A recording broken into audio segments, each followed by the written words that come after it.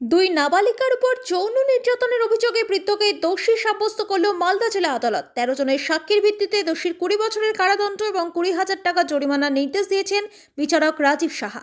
আইনজীবী সার্থক দাস জানান, চকলেটের লোভ দেখিয়ে দুই নাবালিকার উপর যৌন নির্যাতন চালানোর ঘটনায় ২০২১ সালের ৩রা মে ইংলিশ বাজার থানায় অভিযোগ দায়ের করা হয়। সেই ঘটনায় ১৩ জনের সাক্ষীর ভিত্তিতে বিচারক রাজীব সাহা অভিযুক্তকে দোষী সাব্যস্ত করেছেন। দোষীর ২০ বছরের কারাদণ্ড এবং ২০,০০০ টাকা জরিমানা, অন্যথায় আরও ২ বছরের কারাদণ্ডের নির্দেশ দিয়েছেন বিচারক। পাশাপাশি দুই নাবালিকাকে ১ লক্ষ টাকা করে ক্ষতিপূরণ দিতেও নির্দেশ দেওয়া হয়েছে।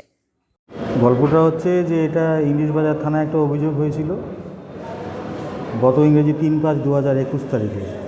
সেখানে অভিযোগটা করেছিল হচ্ছে একটি ৪ বছরের মেয়ের মা এবং তার জায়ের মেয়ে, তাকে এই দুইজনকে আসামি চকলেটের প্রলোভন দিয়ে ডাকে এবং ডাকার পর তাকে ফিঙ্গারিং করে।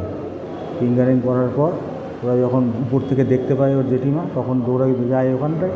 দৌড়ে যাওয়ার পর সেখান থেকে তাকে রেস্কিউ করে নিয়ে আসে। তার পরবর্তীকালে ইংলিশ বাজার থানাতে এটা এফআইআর লজ করা হয়। আজকে কী হলো?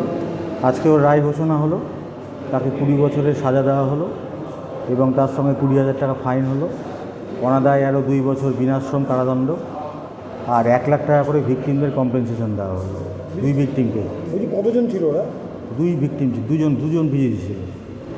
কতদিন ধরে কেস চললো? এটা ২১ সাল থেকে কেসটা চলছে। তার মধ্যে আমরা এক্সামিন করেছি ১৩ জন উইটনেসকে। ১৩ জন উইটনেসের সাক্ষী সওয়াল সব কিছু হওয়ার পর কোর্ট এই রায় দিয়েছে। কোন আদালতে হলো এবং বিচারকের নাম? এটা বিচারকের নাম হচ্ছে রাজীব সাহা এবং এটা হচ্ছে এডিজি সেকেন্ড কাম স্পেশাল কোর্ট মালদা। আপনার নাম? আমার নাম সার্থক দাস, আমি স্পেশাল পাবলিক প্রসিকিউটর পক্সো।